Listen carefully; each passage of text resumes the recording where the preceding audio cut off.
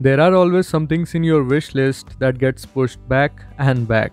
I remember the same happened with my Bosch C7, and in the past 2 years other stuff took priority, so the desire to own a torque wrench always took a back seat. In the past I used to borrow one, and it used to be an annual affair to tighten most of the nuts and bolts according to the specific torque. Before digging deep, I know there will be many who are yet to come across this equipment, as torque wrenches are usually not common amongst mechanics, and even you won't find authorized service centers using them often.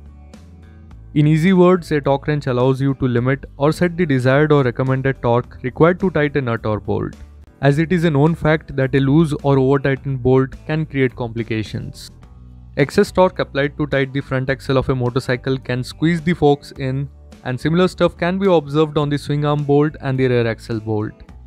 I could have gone for the good old conventional torque wrench, but for my kind of use, I felt a digital torque wrench adapter made more sense.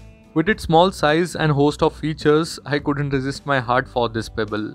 Top Tool has got a good reputation in making these equipments, so my money went for their DTA 200, which has got a torque range of 40 to 200 Nm, which is more than enough for most of the two-wheeler and passenger car application.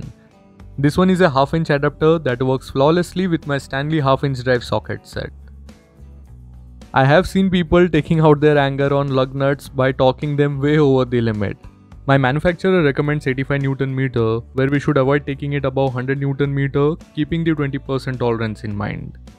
Applying the final torque in right sequence plays an important role for a multiple fastener setup like this. Always follow opposite bolt sequence or star pattern sequence in this type of situation to get the even and uniform torque distribution. As it can be seen here, with the increase in applied force, the torque percentage on the display increases, which is indicated by a blinking red LED with a beeping buzzer. It is similar to those car parking sensor system that alerts you with the continuous buzzer, which indicates you have achieved the desired torque. We can also customize the 10 presets for the required torque. The torque units can also be set right from kg centimeter, kg meter, inch pound, foot pound to Newton meter. Coming to motorcycles, one of the highest torque requirements come from the axle. In most of the cases, it is in between 70 to 100 Newton meter. In my case, I keep it around 80 Newton meter with a 20% tolerance allowed by the manufacturer for the recommended 76 Newton meter. Another critical nut, the swing arm nut, takes around 50 Newton meter with 10% tolerance. I have explained the importance of this in the chain slack adjustment video and the chain slider replacement video with a lot of tips to get the chain and its noise fixed. So this is not just about getting the torque right, but also on how you do the job, like setting the cone set in the right position before you torque the steering nut to the recommended torque to ensure the long life of your cone set.